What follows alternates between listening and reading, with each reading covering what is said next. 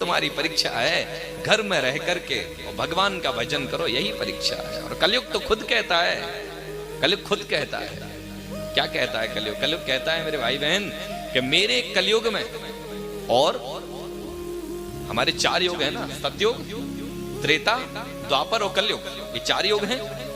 4 युग में से सतयुग जो युग है उसमें तपस्या करना पड़ता है। कितनी तपस्या? बोले हजारों साल तपस्या करो बैठ करके। उम्र इतनी बड़ी होती है, हजारों साल तक जब तपस्या करते हो तब वो फल मिले आपको। फिर आया इसके बाद त्रेता। त्रेता में क्या है? बोले त्रेता में आपको तपस्या भी करना है, मर्यादित जीवन भी जीना है। भगवान राम ने जो जीवन जिया, तपस्या भी करना है, मर्यादित जीवन भी जीना है, तब जो फल मिले। द्वापर में बोले मर्यादित जीवन भी जियो, तपस्या भी करो, प्रेममय जीवन भी जियो। लोग गाली दे रहे हैं फिर भी हाथ जोड़ करके प्रणाम करो। जो कृष्ण ने जिया, कंस ने गाली दी, शिशुपाल ने गाली दी, रुक्मी ने गाली दी, जरासंध ने गाली दी, लेकिन सबको प्रणाम करते रहे। हाँ ठीक है भैया, सही है। हाँ। तो प्रेममय जीवन जी करके गाली सह करके भी रह लेना, वो द्वापर का नियम था, और भगवान को प्राप्त कर लेना। लेकिन कलयुग कहता है भैया कि खाते पीते हंसते गाते सोते जागते बस राम राम कहते रहो, सीताराम कहते रहो, राधे श्याम कहते रहो, जो तुम्हारा इष्ट है शिव शिव कहते रहो, मैया रानी का नाम लेते रहो, जो भी तुम्हारा इष्ट देवता है उसका नाम लेते रहो, तब भी तुम्हें प्रभु के मोक्ष की प्राप्ति हो जाएगी।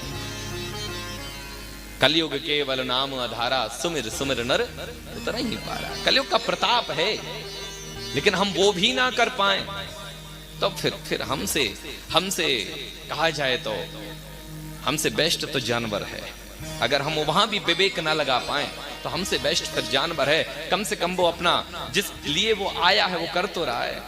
वो आया पेट भरने के लिए, वो भर रहा है पेट, वो मर जाएगा एक दिन। हमें भगवान ने विवेक दिया है, बुद्धि दी है, धर्म शास्त्र दिए, ग्रंथ दिए, शास्त्र दिए, संविधान दिए। इनको पढ़ो, इनको सुनो, संतों के चरणों में बैठ करके इनका श्रवण करो। और अगर भटके हो तो अब तक रहा है, जब जागे तभी सवेरा मेरे भाई बहन। अब तक सोए सो सोए, कोई बात नहीं, हो गई गलती, प्रभु माफ कर दो। प्रायश्चित से बड़ी कोई पूजा नहीं होती है। अनजाने में जो गलती हो जाए उसका पाप नहीं होता है। प्रायश्चित से बड़ी कोई पूजा नहीं होती है।